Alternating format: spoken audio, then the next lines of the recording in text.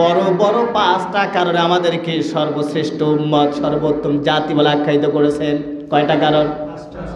বড় বড় পাঁচটা কারণ রয়েছে, অসংখ্য কারণ রয়েছে, তার মধ্যে শ্রেষ্ঠ পাঁচটা কারণ, বড় বড় পাঁচটা কারণে আমাদেরকে সর্বোত্তম জাতি বানিয়ে দিয়েছেন। সুবহানাল্লাহ বলেন।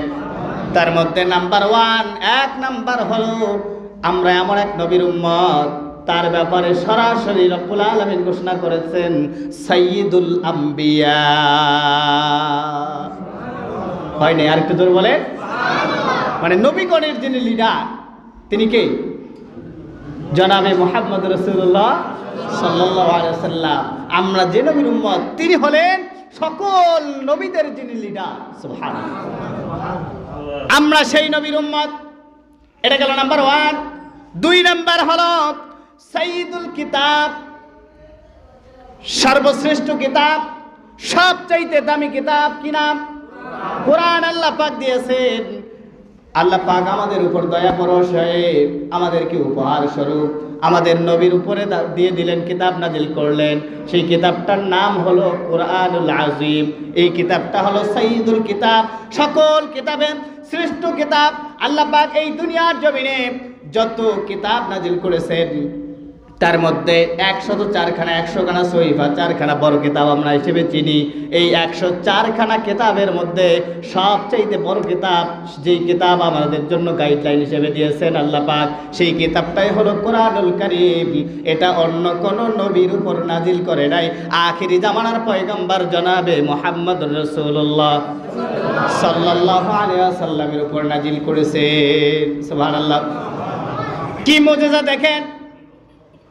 পূর্বে যত নবী রাসূল এসেছে, যত কিতাব এসেছে, যত সহিফা এসেছে, হযরতে মূসা আলাইহিস সালাম, তার উপর আল্লাহ পাক তাওরাত কিতাব নাজিল করলেন। কিন্তু মূসা আলাইহিস সালাম দুনিয়া থেকে বিদায় নিয়েছেন, ওফাত হয়েছে তার। কিন্তু তার কিতাবের আইন কি এখন চলে?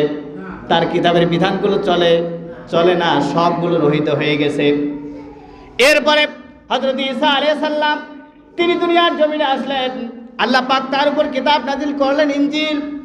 ঈসা আলাইহিস সালামকে আল্লাহ পাক আসমানে তুলে নিলেন, কিন্তু তার বিধান এখন চলে না, রহিত। এরপরে হযরতে দাউদ আলাইহিস সালাম, তার উপরে আল্লাহ পাক জাবুর কিতাব দিলেন। তিনি নাই, ওফাত তার হয়েছে, কিন্তু তার জাবুরের কোন আইন আমরা মানি, সমাজে চলে, সে বিধানও রহিত। এইরকম ভাবে 100খানা সহিফা আসছে, সবগুলোর বিধান রহিত হয়ে গেছে। কিন্তু এমন এক কিতাব আমাদেরকে আল্লাহ পাক দিয়েছেন, যেই কিতাবের আইন কিয়ামত পর্যন্ত চলবে। এমনকি অন্যান্য নবী রাসূলের যত মানুষ, যত উম্মত দুনিয়ার জমিনে এখনো বেঁচে আছে, তারা যদি এই কিতাবের কাছে যদি সারেন্ডার না করে, বিশ্ব নবীর যদি আনুগত্য না করে, তারা মুমিন হতে পারবে না, তারা বেঈমান, তারা কাফের। কি কিতাব আমরা পেয়েছি! এই জন্য সাইয়্যিদুল কিতাব আমাদেরকে শ্রেষ্ঠত্ব বলে ঘোষণা করার পেছনে 2 নাম্বার কারণ, আমরা সবচাইতে বড় কিতাব, দামি কিতাব সাইয়্যিদুল কিতাব আমাদেরকে দিয়েছেন। কি নাম? কোরআন। এটা হলো 2 নাম্বার কারণ। 3 নাম্বার কারণ হলো সাইয়্যিদুশ শুহুর, বছরের মধ্যে সেরা মাস। কোন মাস? রমাদান। এটা অন্যান্য নবী রাসূলের জামানায় ছিল না, অন্যান্য উম্মতের উপর ছিল না, শুধুমাত্র উম্মতে মুহাম্মাদির উপরে এই সাইয়্যিদুশ শুহুর, লিডার মাস, নেতা মাস। মাসের মধ্যে 12 মাসের মধ্যে লিডার মাস, সাইয়্যিদ লিডার মাস হলো, সেটা হলো রমাদান।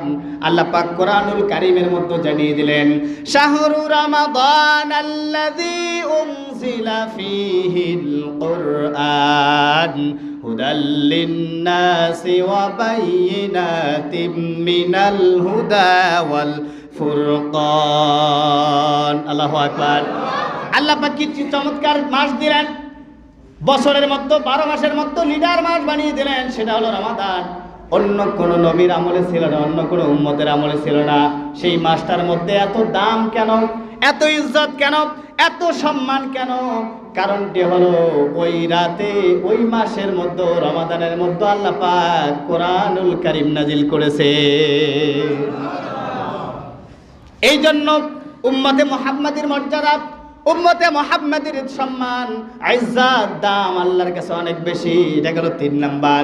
নাম্বার 4, 4 নাম্বার হলো সাইয়্যিদুল লায়ালি, সর্বোত্তম শ্রেষ্ঠ রাত। সেই রাতটার নাম হলো লাইলাতুল কদর। সুবহানাল্লাহ বলেন। এটা কোন মাসে? সবাই বলেন, সবাই বলেন। রমাদান মাসে শেষ দশকের মধ্যে যেটা অবস্থিত। এই রাতের সম্মান ইজ্জত এত হওয়ার পিছনে কারণ কি আল্লাহ পাক সেটাও জানিয়ে দিলেন। লাইলাতুল কদরি খায়রুম মিন আলফি শাহর। সুবহানাল্লাহ বলেন।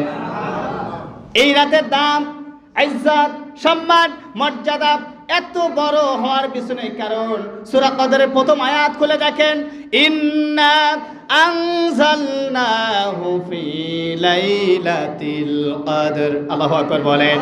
ওই রাত্রিতে এই কোরআন নাযিল করার কারণে আল্লাহ পাক ওই রাতের দাম এত বেশি বাড়িয়ে দিয়েছেন।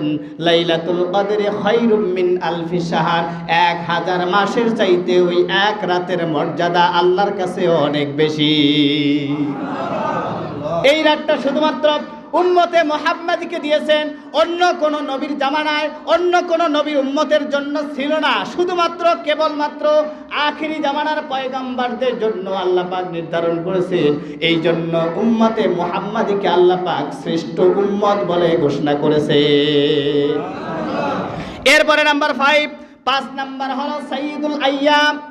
ইয়ামুন ব্যবহার করেন নাই, আইয়াম দিবসন করলেন। কারণ কি? তার মানে দিনের মধ্যে শ্রেষ্ঠ দিন হলো ইয়াউমুল জুমআ, সাইয়্যিদুল ইয়াউমিল জুমআ, শ্রেষ্ঠ দিন হলো জুমার দিন।